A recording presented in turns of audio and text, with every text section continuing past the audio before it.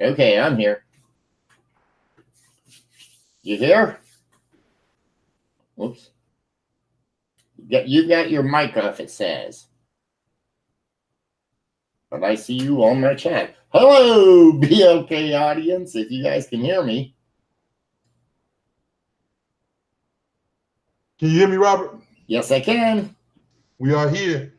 I got to remove something because my camera, Hangouts can't use the selected camera without a working camera. The other participant won't be able to see you. Let me see why. Camera problem. Let me unplug this one there. Or can I go to it's up there at the top of your screen? Okay, it's got a wheel. Click on that wheel and it'll give you the camera the choice at the top. I went to my settings right now. Let me see what this one do. Can you see me? I don't know. People are seeing me coming. You keep pushing me in and out on your line. Every time I talk. Okay, let me try it again. I see where it's at.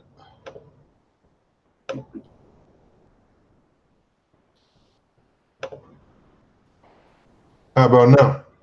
I don't see you yet. That's good. You can hear me though. What's up, guys?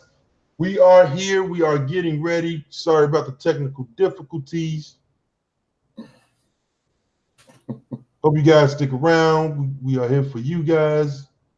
I want you guys to enjoy this Hangouts episode. Camera not working.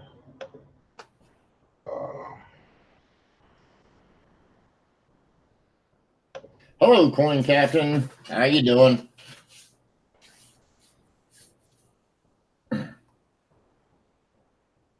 There we go. This is how I like it right here. Okay. Can you see me now? Hello, Coin Captain. How you doing? And right now, I am right now, yes. I did. That's the boss man right there. Right now, I got to turn my video or my volume off. There, I see you. There you go. Now I see you keep coming back in. Yeah, there you are, and then you're going. I guess it wait for me to talk, and then it lets me take the floor. How you doing, Captain? What you can do is go in on Hangouts and put your mouse on your name and click on it, and it'll put a little window around it. Then it'll stay frozen on yours for that time. Right. You follow me? You say go in Hangouts? Yeah, go to Hangouts, and you'll see two windows, one down at the bottom right. One of them's got me, one of them's got you. Okay. Click on the picture of just you, and that'll keep you in it. Right now, it's going to take and go to whoever's talking. Yeah, I'm in it. There you go. If you lock it up on yours, then it'll hold you in place, and it'll keep it right there. Well, I'm here. How was everybody?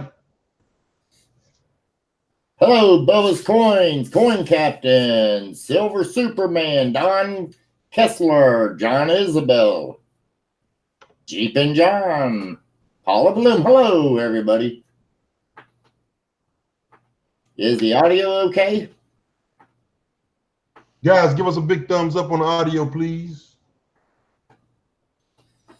And smash that like button if you didn't already. I appreciate it. I just did. So, guys, before we get started, let me introduce you guys. If you don't know already, you know. It's nice to meet you all. I am Black Steel. But let me introduce you guys to a very special person I call my mentor, my big brother, Robert Lawson. But that's not it. This is one of the key guys. This is the new chairman of Coin Op, guys. Give him a round of applause. New chairman of Coin Op. Thank you. Have them on stream. I have them on stream, and we're gonna get down to business.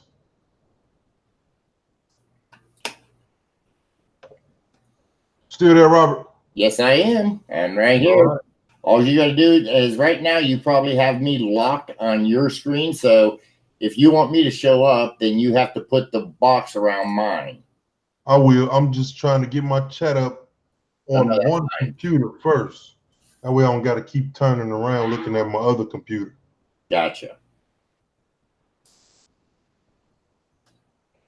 Yeah, it's fun. Once you get the hang of it, it'll all be good. Yeah, I like it. I like it already, and I know I'm struggling a little bit, but I think it's gonna be fun. Oh yeah. Looks like you're going through OBS too. I use XSplit. Oh, okay. Yes, I am. I'm right here. All you gotta do is turn your volume down, because if you don't, that'll get you a lot of feedback. Have me locked on your screen, so if you want me to show up, then you have to put the box around mine. Okay, Robert. Got my chat up. I got my chat up now. You minimize it. Get in live chat. Put the box around you. And let me fix a few things over here on my OBS. But we can start it. Hello again. I'm able to follow you. I got 2 computers up and running right now myself, so I can follow it. I just need to do this one thing with XSplit. Okay. I'm gonna bring up my coin scope a little bit bigger. Make that a little bit bigger. Next time it'll be faster because we're going through all the trials right now. Yep, I agree. But next time we'll be on the money. Sorry about the rough night you had. I know you was texting me. It's okay. Silver Superman. I don't know if I got your email or not. Right now I've got 3 people emailing me about the SMS 66 Roosevelt dime. One of them may be you. Are you doing it in my actual email or through eBay? Because I've got one on eBay and I've got one actually in Facebook. Those are the only 2 I got now that I think about it. I haven't got nothing under email. I was just answering that question, B, okay? No problem. That's what we're here for. We can talk to the chat. Yep. Hello, Coin Collector Ohio. How are you today? I got Coin Junkie in the house. Hey, Coin Junkie. Becca. Hello, Becca B. Coining. I'd be coining too. Becca. Where's Becca? Oh, there's Becca. She is awesome. She hung out with me all night last night. I got some awesome mods though. Awesome. I only got 3. Odds are real important. I know that. I only got 3. You got John, Isabella, I got Jesse, and Becca. They are very special to me. Okay, guys, we are in. We are locked. Let me get over here to Hangouts. Let me move XSplit.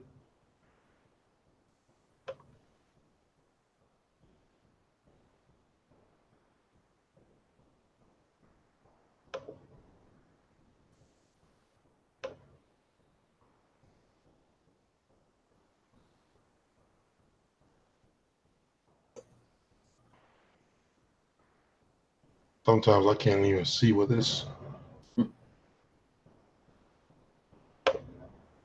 There we go.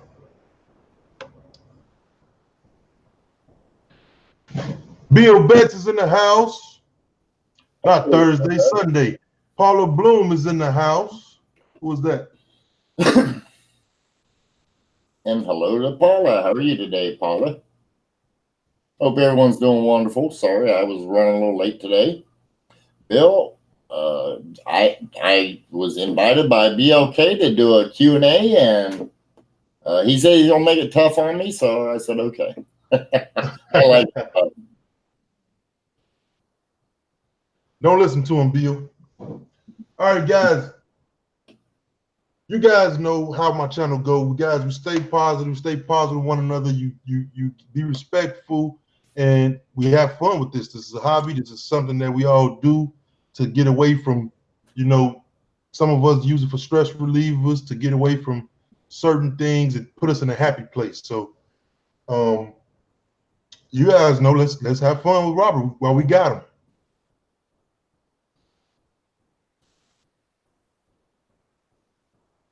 Well, I'm ready to answer any of your tough questions, BL. So you just fire away and we'll go from there. All right, it won't be that tough though. Okay. I'm fairly new to this. You've been in the game. How long you been in the game, Robert? I actually, well, that's a question that I've been asked a few times. I got interested first in coin collecting, seeing my grandfather's collection. It was either 67, 68. I don't really know because I was so young. So I would say it would be one of those 2 years, but I know once I seen him, I always got interested in them. My father, he was a collector as well, and I liked looking at his coins and his coin books. So, I mean, I got interested, but I didn't start learning about varieties and errors until probably into the mid to late 70s. Then after that, I had to take a little bit of a break because of family life. Got married, had some kids, and had to support them. So I took a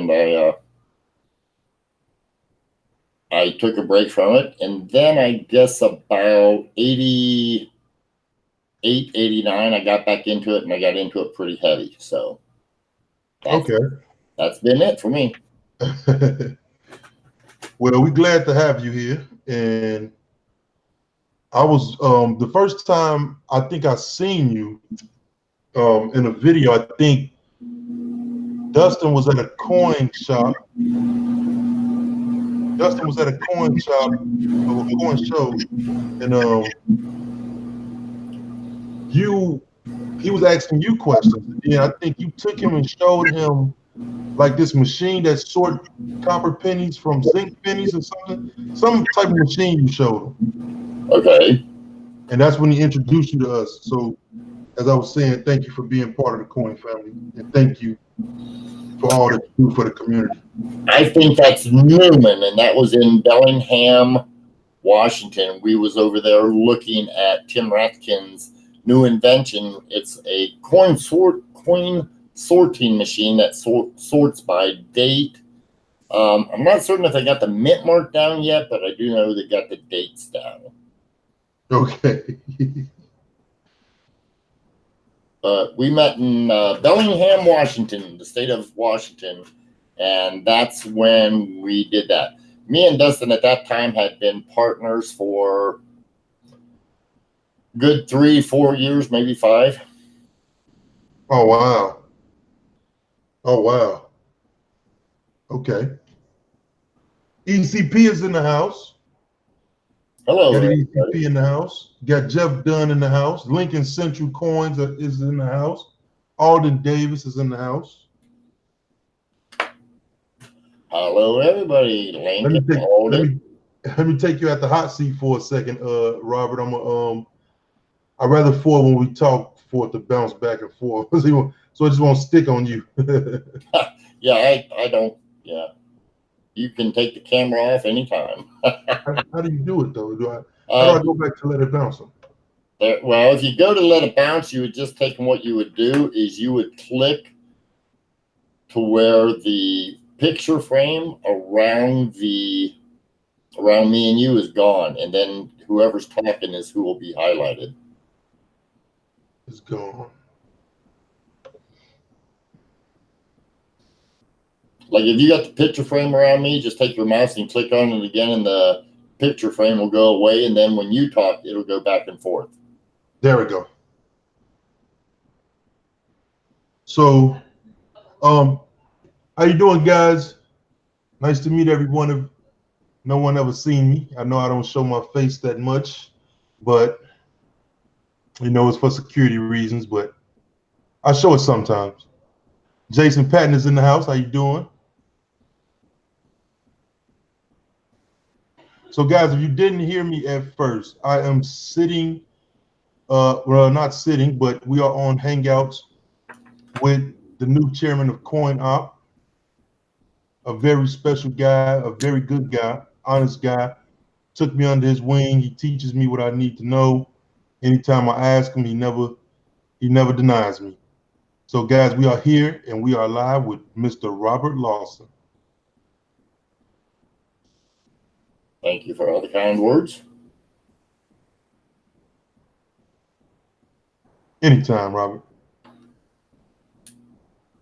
Okay, second question. It's not in any specific order, but what is your favorite coin? All of them?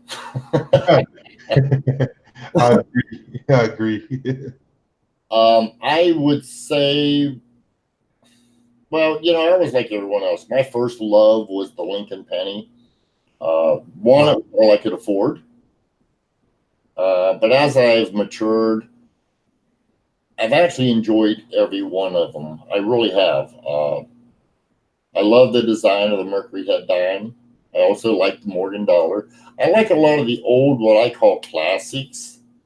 Anything before 1909, the designs back then is the way it was meant to be, at least when this country first started doing coins. In law, you wasn't allowed to put any people that were alive or dead on coins. It just had to be something that was the likeness of liberty or other subject matter. And so I sort of like those coins. Wasn't real crazy about the Shield 2-cent piece. I mean, it's a nice design. I just pretty bland in my opinion, but it's, you know, I think it's better than some of them today. So I guess the old classics is what I'd have to say is my favorites. Okay. I'm sort of along the same lines. Like you said, the Lincoln Cent is always been around since 1909. And the Lincoln Cent is fairly still, I wouldn't say an easy collection to put together, but it depends on what grades or what status you want your collection to be. But it's still a good collection to, like, you can put together. Maybe not as fast as you want to, but maybe the key dates might be the hard coins to grab a hold of.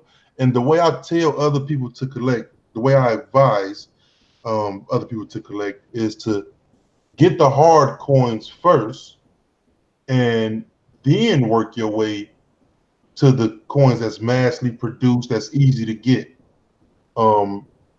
That's just the way I advise people to collect. And sometimes I don't follow my own advice. I get caught in that too. But would you agree on that though? Collect the hard coins first. Like if somebody was putting the 1909 SVD 1909 book together to 2009, would you advise them to get the 1909 SVDB and that 1914D first before they go spending all their money on the other coins to complete the set? You know, that's a really good point you're bringing out. Now, generally, I would agree with you. And as a rule of thumb, I also agree with you. But there are some series, and I found this out like in the last 10 years. I did what you're suggesting, and that I suggest the same thing for the most part.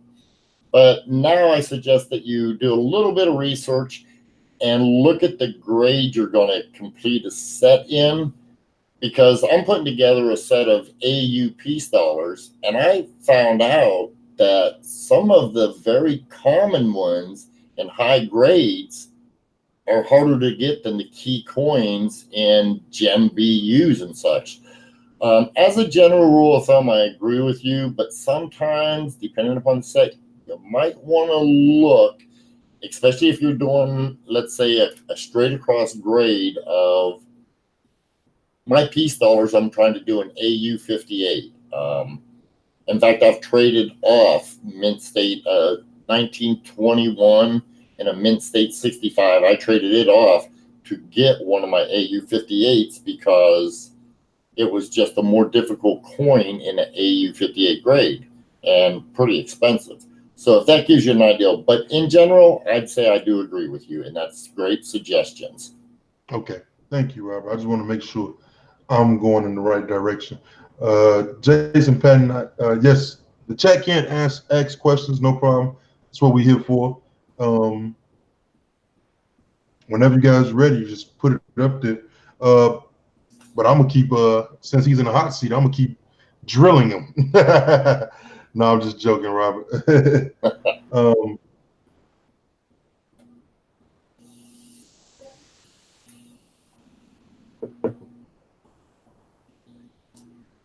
Coin Captain asked a question, said, did you find a double die 2018, or do you have a 2018 double ear yet?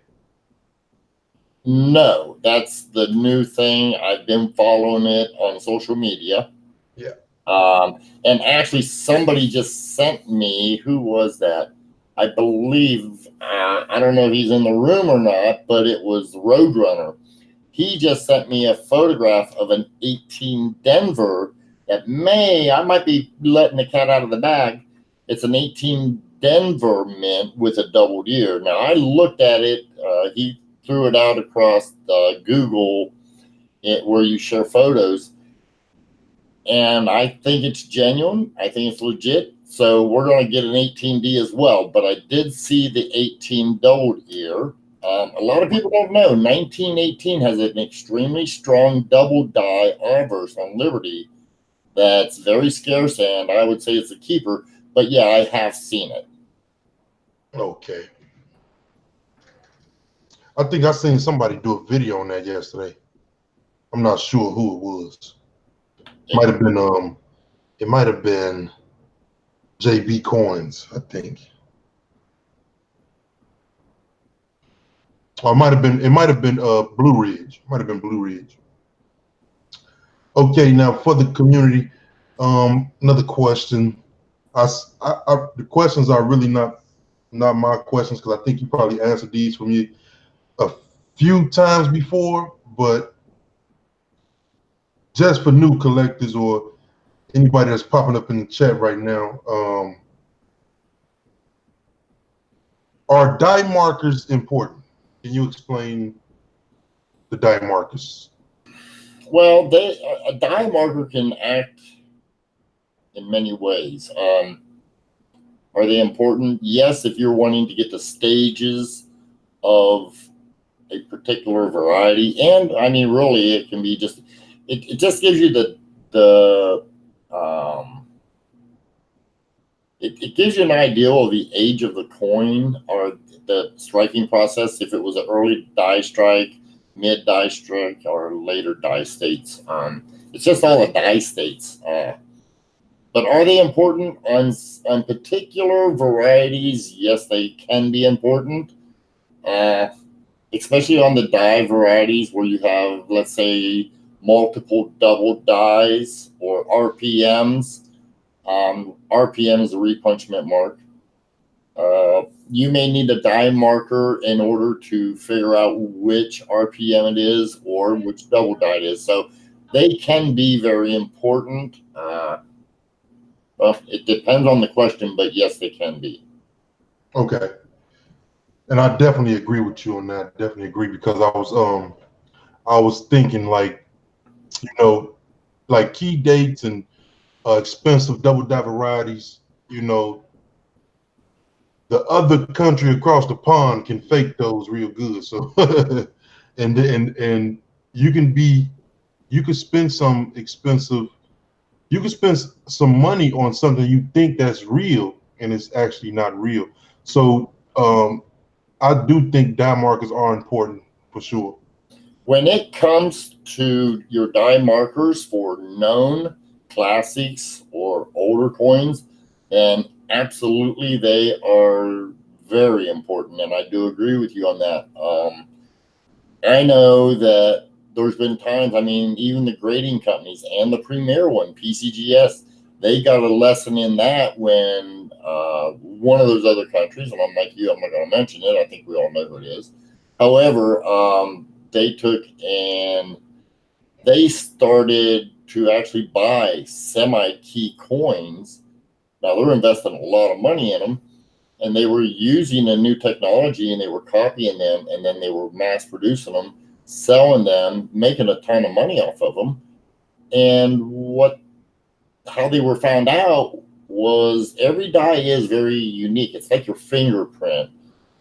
It'll take on characteristics throughout the die, throughout the striking process, that it's not controllable. And that's how they were caught. And I believe the ones I'm talking about was two different series. One was Gold Double Eagle, and the other was Morgan Dollars. But both of them, because of the greed, and they just continued to strike and strike and strike, die markers come up, and it's like, no, that was not a die marker. And they had to, I think they had to settle a couple of very expensive coins that they had slabbed initially, and then they had to take and they had to recall them, pay the people. Well, they just had to pay them back for the money that they'd spent on them. So, wow, that aspect is very important. Go ahead. No, I was just saying, in that aspect, it's very important. So, okay, and that's what I was getting into. I was that's the way I was looking at it. Let me now. I'm trying to see if my camera is showing front facing. Okay, I think it is, but let me see.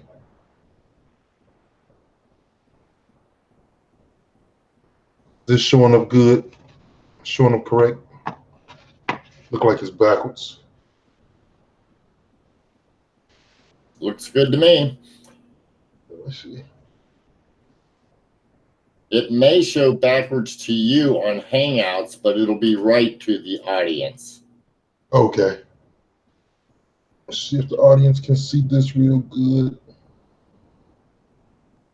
I want to show you the I want to show you what I thought was like some double edge lettering, but these are like proof coins. But the double edge lettering did come from the 2009 coins. Okay.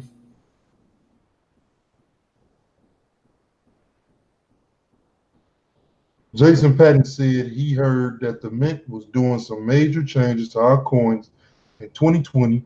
Have you heard this? And if so, what do you think those changes will be?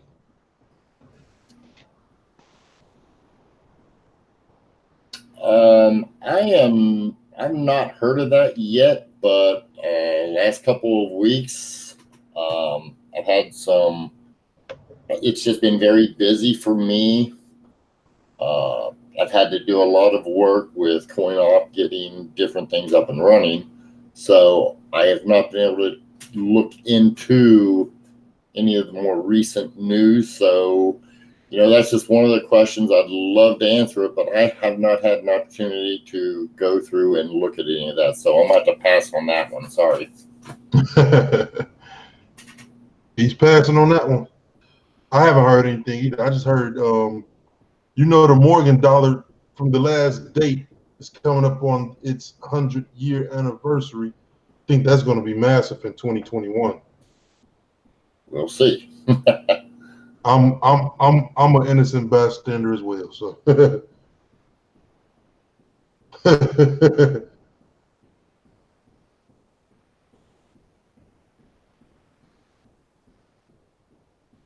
now,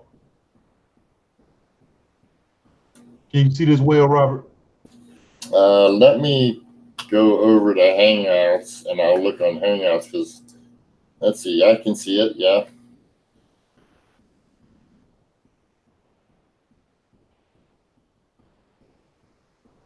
Now it looks like to me,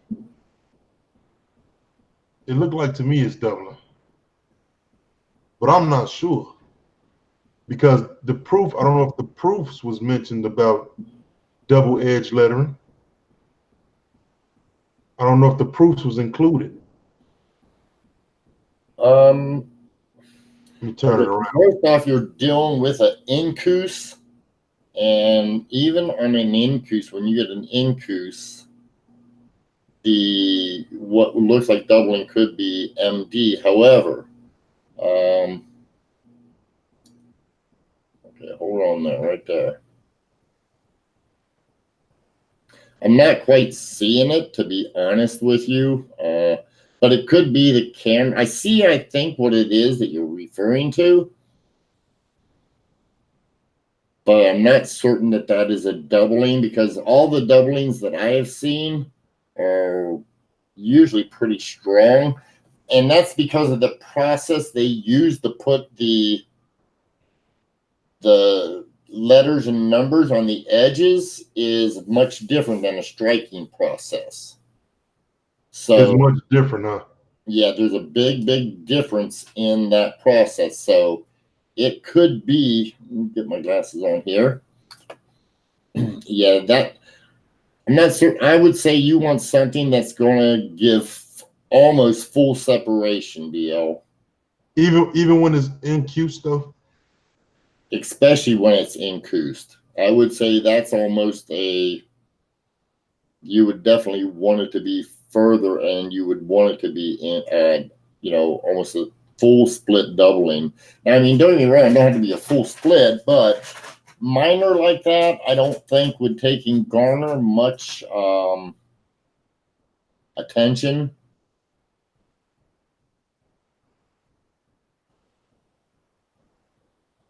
Yeah, it's difficult.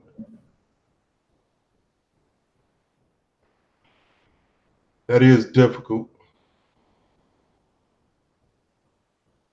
Very. The technology they use to engrave the edges of the coins, I know that's different than striking. They probably use like a laser.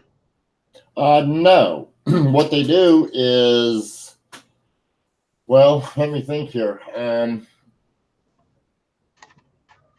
The truth be told,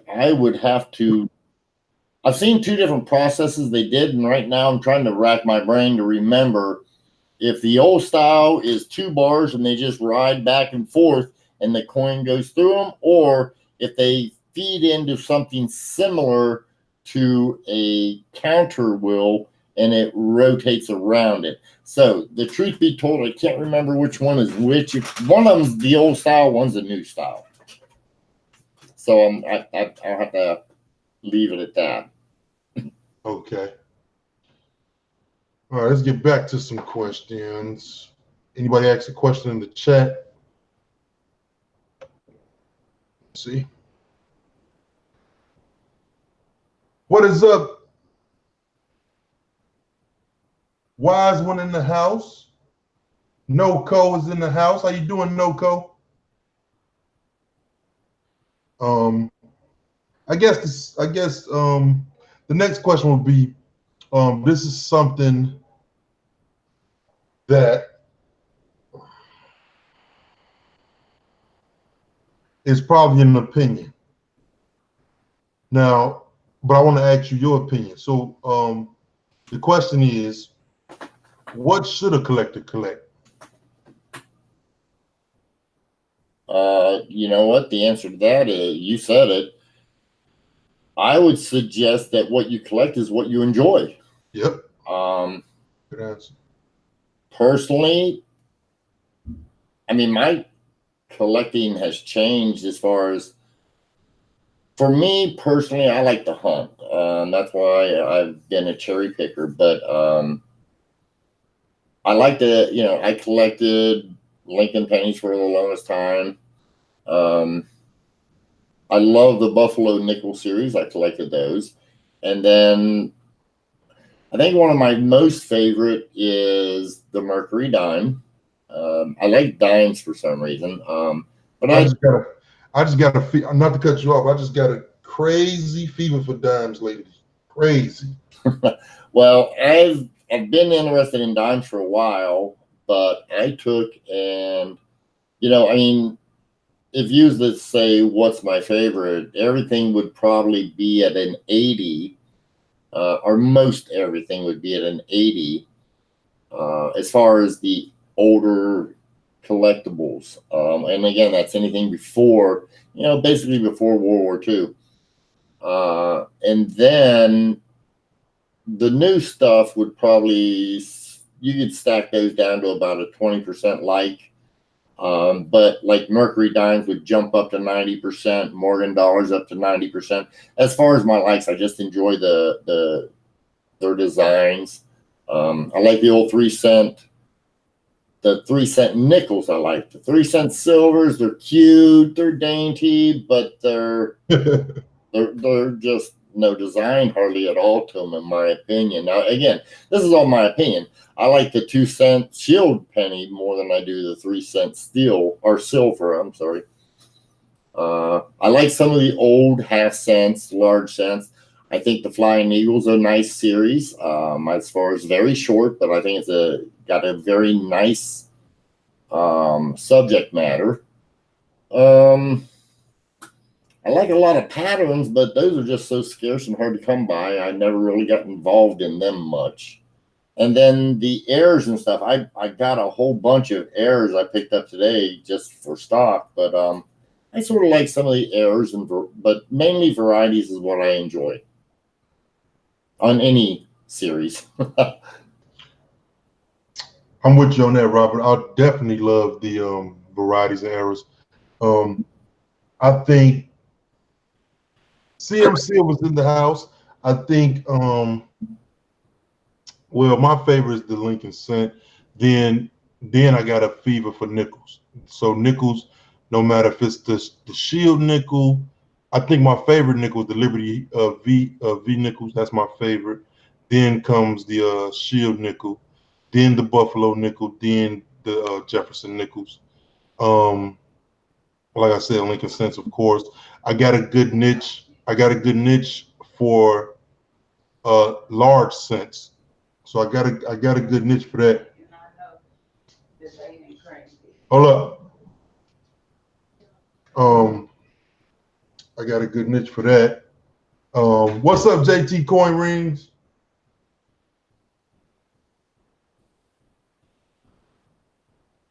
And that's just my favorite. I love the Morgan dollar design. I don't like the peace dollars. What else? What else do I care for? Kind of like everything if I can get my hands on it. Somebody said a question up top. Now the guy right there, Robert Lawson, JT Coin Rings, he'd take he could take a silver eagle, a regular silver eagle, no matter what the date is, and turn that bad boy to a ring. He got an awesome channel. He make coin rings out of coins. He got an awesome channel. I'm looking for the question. No problem. Thanks for being here, NoCo.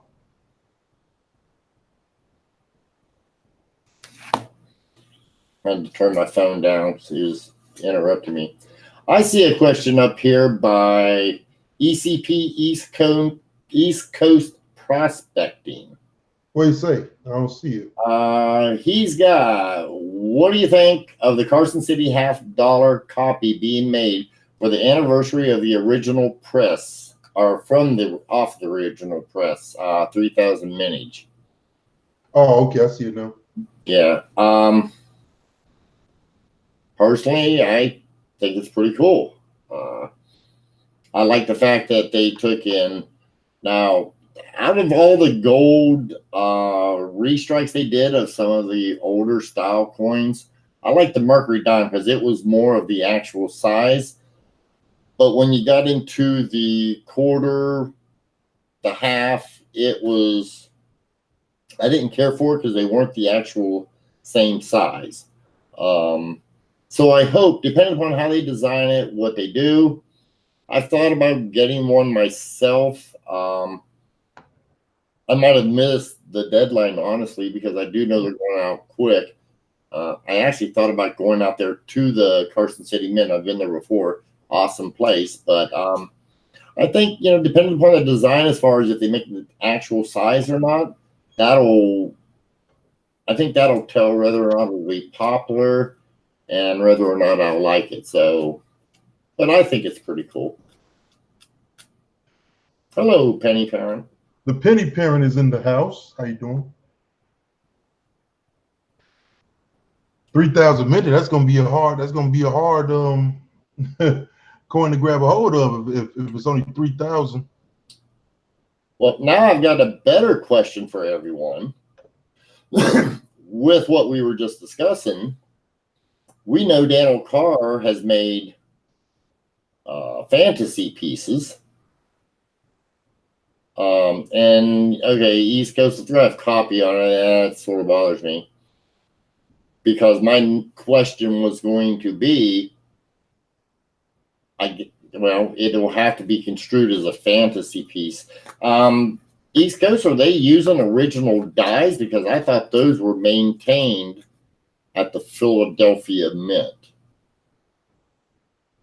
So that would be because it seems like East Coast prospecting, you are very familiar with this. I read a little bit about it, but I haven't gotten, again, I've been so busy with business that I haven't had a chance to look that up. So that'd be a question for you, East Coast. Are you like that? You have a guest that's asking questions from your audience. Hey, that's what we're here for. We're a community. We're a coin family. And hey, we can here together. So that's how we do it. Give them some homework anytime you feel like it. Okay, guys, get out your chalkboards. Go get the notepads.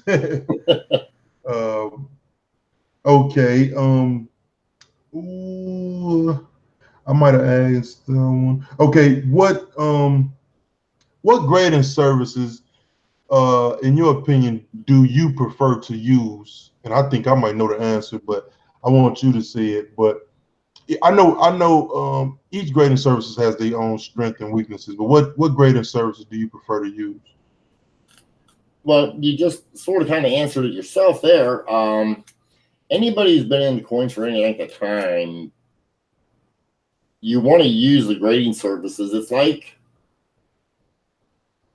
building a house. If you're on the framing, you're going to use a framing hammer. If you're on the finish, you want to use a lightweight finish hammer. Well, you have certain grading companies do wonderful for certain things. Now, they've all evolved, so that makes it more difficult. We all know the premier grading company is PCGS, and NGC is right there, they're neck and neck. That's because NGC took and paid for the rights to grade coins from ANA members. And the ANA is one of the biggest coin clubs in the country. And so that's a big thing. But like when it comes to foreign, personally, I like to use NGC for foreign coins. I use PCGS for very well-known varieties, like say Cherry Pickers varieties or the Red Book varieties. And then for your more obscure, I like ANAX. I mean, to me, those are your top three. There's other ones up and coming, but it's a hard market to get into. A lot of people don't know this, but SEGs, they're not looked upon that well, but believe it or not, SEGs, Larry Briggs, who owns SEGs, he has helped edit the Cherry Pickers from the time it was conceived. But I don't think he's had the best of press. I don't know if that has been justified or not. So, but it is what it is. I do know when the gray sheet used to tell you what percentage of the market each slab will get you for sight unseen coinage. That was the reason slabs were first designed and made. SEGs held their own to where they were right up there with PCGS, and a lot of people don't know it. PCI, the old PCI used to be there as well. Since then, they've sort of dropped, and now grade sheet don't say nothing about that for any of the grading companies. So I think what you said was real accurate. It depends upon what you're going to take and what you're getting slabbed. Okay. Now, another question to piggyback that: do you play the crackout game, or would you prefer someone play the crackout game? Like if they saw undergraded, to me, coins for a collector. Now, as a collector standpoint, I think eye appeal is just sexy. So if it looks good, hey, if it quack like a duck, it is a duck. So would you suggest if I saw, let's say, an old green PCGS holder that was undergraded, I felt it was undergraded, it looks better than what I'm holding in my hand right now, and I think this is undergraded. Would you play the crackout game and send it back to them so they could put it in a new holder with a better MS status or whatever grade that they would approve for it? Would you recommend that, or have you ever done that? Okay, that's really a pretty simple answer, but the answer is also complicated. Yes, I would say my base would be yes. Cool. However, there's a little bit of a jaunt here, and that is you better know how to grade. And I don't mean haphazardly. And don't try to use the books. Don't try to use the old numerical grading system to do it. You have to go beyond that. I have cracked coins out. The best I have ever done is I cracked out a Mint State 63, 1943 over 2 Jefferson nickel that had full steps. I cracked it out and I resubmitted it, and it went from a 63 or 64 full steps to a 68 full step. Man. But now I want to say this. Everyone makes mistakes. These graders are looking at just thousands of coins all the time, and I think they can miss it. I also think the graders, and I have a lot of respect for them. I've seen the back rooms, I call them, of the grading companies, and I'll tell you right now, these guys, they do a wonderful, wonderful job. They really do, and many, many times they're accurate. But I still have to think, just like when I go to work and when I was in construction, there was days I probably did a little bit nicer job than if I come in and something was on my mind. Maybe I had a fight with my wife the night before, and I was thinking about that in my head. I probably wasn't paying attention as much as I should have. So that's where I think the mistakes are made. And if you have a keen eye for grading and you do understand grading and you know how to grade, then I say, sure, why not? I promise you, many dealers are doing it if they see it. So if you happen to be just a collector and you happen to see one, some of those grades can be very handsome rewards. So, but I don't play it as a game. It's got to be at least probably 2 points, in my opinion. I just told this on my live stream. The first 2019 W quarter I sold that was a Mint State 64 by PCGS. I told them whoever bought the first one, not the second one, but the first one, because I've had 2. Whoever bought that first one, that's one I would crack out and resubmit right now. I thought about doing it myself, but I don't know. I just took it. I thought, you know what? I'll just pass it on and let somebody else do it. Sort of kind of teach someone else, because I'm all about teaching and trying to help the next person learn. So that would be my answer, I guess. Yeah, that's what I was looking for. That's exactly the answer I was looking for. Lincoln Central says nice, but he said you could have gotten a lower grade also. Yeah. And then he said with his luck, he would get a grader that was out having some fun the night before. That's funny. All right. The next one. What websites gives the best advice? What websites you recommend for collectors, new collectors, older collectors, that some older collectors not still good with the internet? Me neither.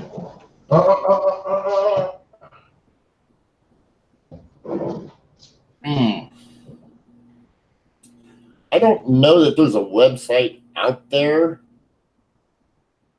that I would say that gives advice. I mean, you have opinion articles, Coin World, you know, for news and such, Newsmatic News.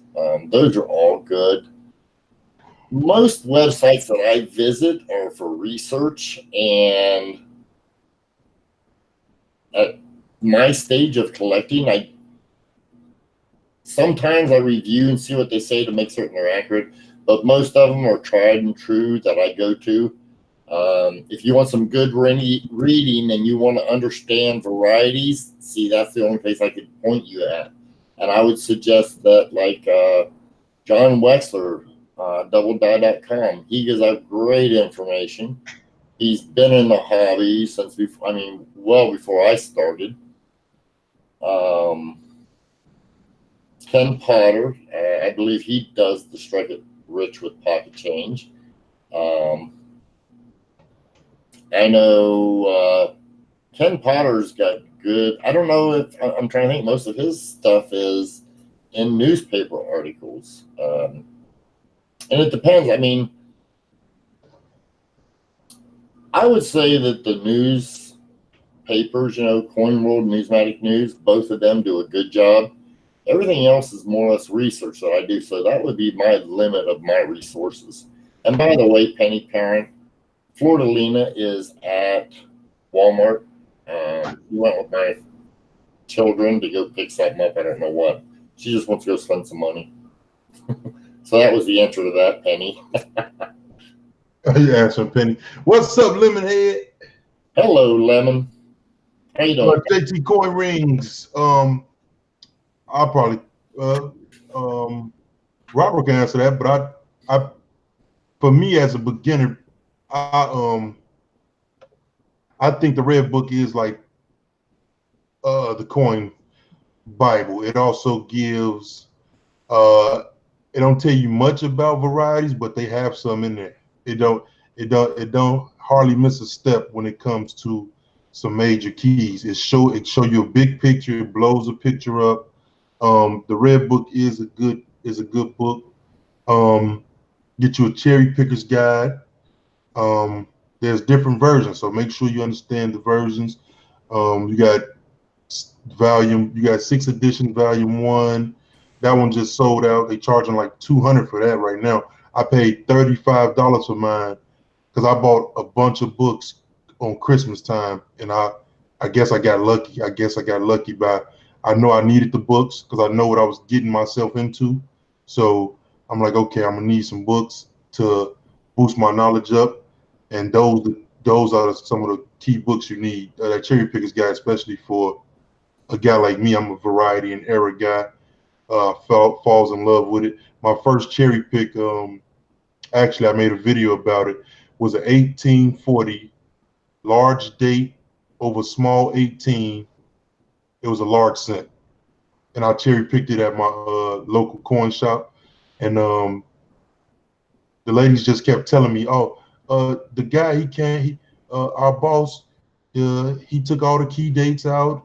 There's no key dates," and I just say, okay, just let me see the coins, and they let me stay long as I want. They don't bother me. They just give me all the coins, let me stay there. And I looked at them through a scope, and I saw that 1840, and I snatched that so fast, and I was so happy because I saw it in the Red Book. The Red Book shows you that variety. The Red Book actually shows you that 1840 over small 18. It was crazy when I saw it. And I went to the A&A coin show in Pittsburgh and I sold it. And I was so excited that I was like, yeah, I'm part of this thing for sure now. Like I can't turn back. I can't, there's no turning back. Now, see, you're talking a general book, I would call it. And yeah, see, the Red Book is probably the best generalized book for coins. Florida back home, by the way, Penny Parent, just in case you wanted to know. Say hi. I want to see her smile. Hey, Flora. I cannot see myself. You will hear in a second because it's on Hangouts. Hello, guys. So, but getting back to it, the Red Book is a great generalized book.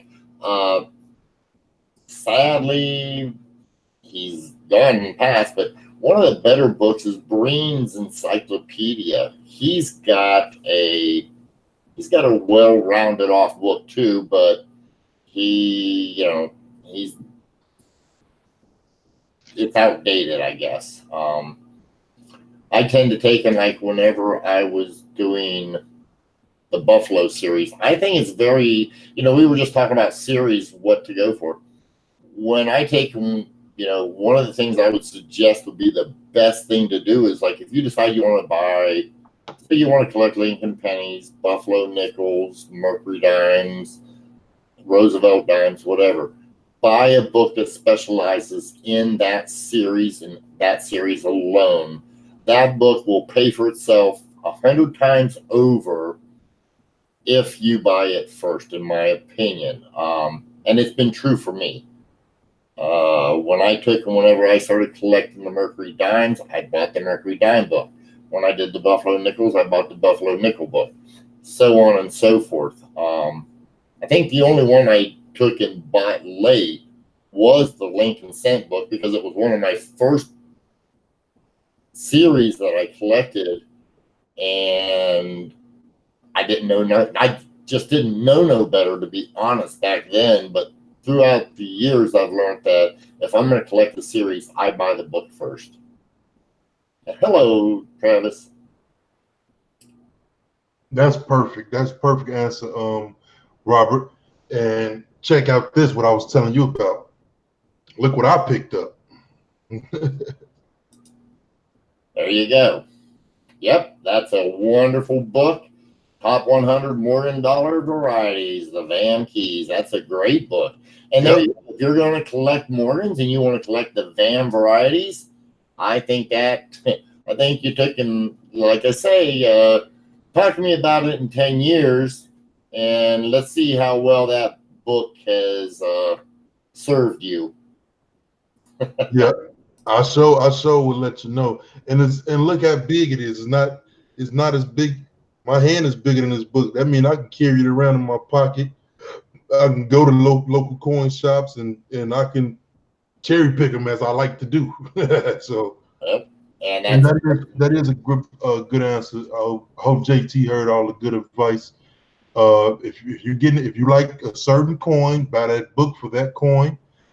But I would recommend a Red Book as well. It has it gives you a lot of information about a lot of coins. But also, if you're thinking about something specific, buy a specific book for that coin. I got a lot of good books that I just got Cherry Picker's Guide, I got the Morgan Dollar, I got the 100 greatest coins, greatest U.S. coins. This big book right here, this thing is huge. Has the 1913 Liberty V nickel on the front. So you get what you like. This is a fun hobby. You get what you into and get the books you need and just go hard with it. See you, Coin Captain. Appreciate you for being here. Discovery, Travis.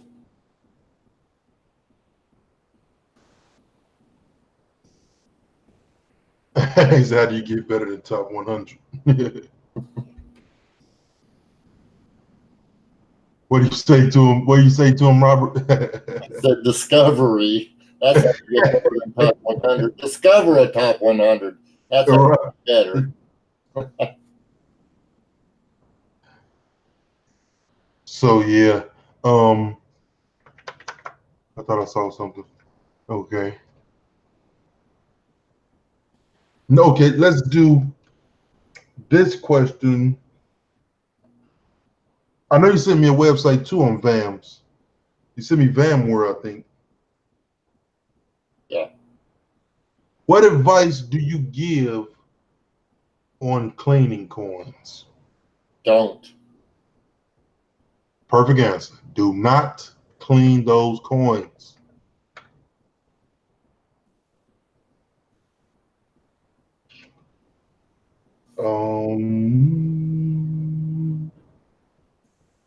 I think we got through it. I think we made it. I don't have anything, I didn't have anything else written down. Okay. Bill Betts, the first volume, I don't know if that's volume 5, but the latest cherry pickers has for cents. Now, don't have every one of them. For that, you'll have to get the Lincoln Cent book. And I'm not even certain they carry them all, but I believe so, except for the latest one. However, I'm trying to think. I believe I thought it was volume 6, or edition 6, volume 1. Yeah, that's the one I got, Robert. That's the one. It's sold out. You can't even find any. Well, I see. I was told that they had. They're pushing to get rid of the last few so that they can do volume 6, edition 2 to get the dimes up through done. Oh, okay. Well, the one I use for my dimes, I don't think dimes in the penny book. I use the. It's only going to go from 5th edition, volume 2. Right. It only goes from half cents to I believe it's to the nickel. Exactly. Yep. Indian head cents to the nickel. Yep. Is it? No, it's going to go back in before the Indian head. Indian head. It'll go into the Flying Eagles series. Yep. Half cents. You right. Half cents. And half cents, right? Yep. In the Flying Eagles. Large cents. Way that way. And when I found, and this is the good thing again about the Red Book, when I found that 1840 large date, it's not even mentioned in my cherry pickers guide, but it's mentioned in that Red Book. So in the cherry pickers guide, started 1843, then it jumps to 1846, 47. But the Red Book helped me out so much that it can't be like. The only thing I don't use the Red Book for is the prices. But it's 3 things that'll never change in the Red Book: the introduction to the coin, the year the coin was minted, and how many was minted. Those 3 things will never change in the Red Book. Okay, but you said that you never found that large cent variety in the cherry pickers. The cherry pickers guide is a guide that appealed to Bill Phoebus and J.T. Stanton, the late J.T. Stanton, and actually Larry Briggs and things of that nature. And in fact, I believe like 90% of all the coins in the first original cherry pickers were Larry Briggs's coins. Sort of like Coin Up. Most of the first videos that Dustin did was of my varieties that I take pictures and send them to him. Well, that's like the cherry pickers. The cherry pickers is just coins that they felt deserved attention. Now, they may have bypassed that particular variety that you're talking about because they felt it was published enough already. So, and I'm not trying to take away or add to it because I really don't know what JT and Bill's thoughts were. That'd be a great question for me to ask. If I see Bill Phoebus, I'll have to ask him that. Okay.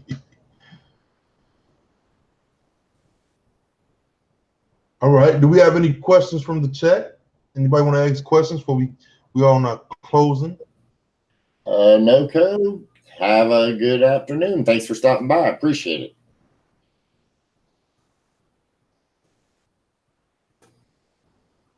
Thank all you guys for stopping in. Yeah, I appreciate everyone stopping by. I appreciate you for being here, Robert. So, and I appreciate you taking me under your wing and helping me be better as well and pushing me to my limits, my max. We ain't there yet. More push-ups. I know, lots of them, lots of them, and some hiccups at the same time. Thank you, Joe Durbin, for stopping by. Thank you, Lincoln.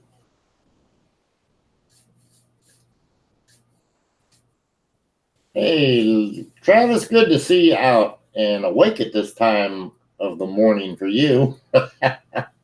This is his morning. Yeah. I have woke up at 4 in the morning or 5 in the morning, and here Lemon is still running. I'm like, wow, brother.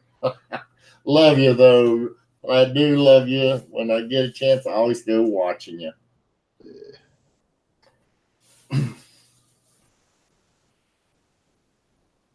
All right, ladies and gentlemen. Are the free sandwiches after? Yeah. Yeah, it's free sandwiches after. Meet me at the We had at the beginning, Travis. You should have been here.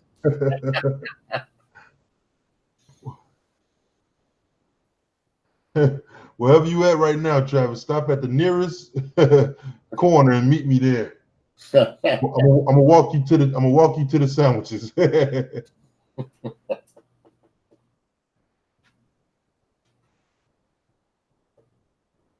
Thanks, Lemon.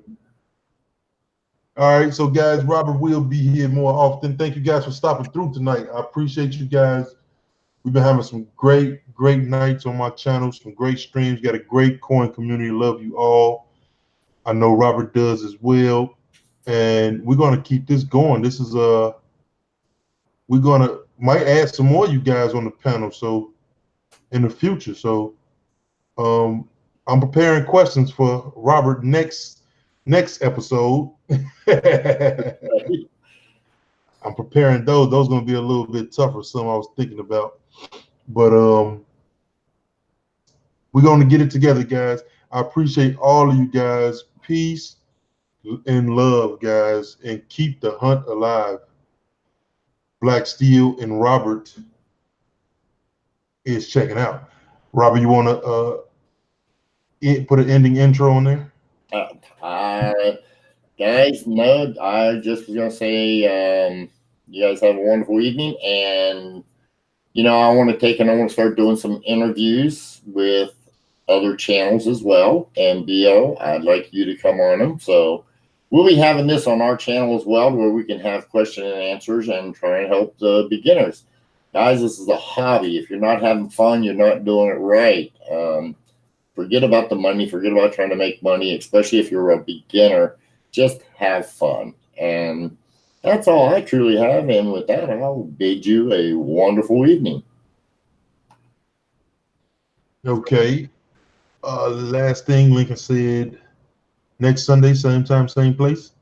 Yeah, we're going to try to do this every Sunday, at least for an hour or two. Maybe I'll be on time. It's okay. Life happens. So have a good night, guys. Peace and love. Black Steel and Robert is checking out. You guys are awesome. See you guys tomorrow for Copper Monday. I'll be here 6 p.m. Eastern time We're going to look through some pennies, big giveaways. You know how I do it. Appreciate you guys. We out.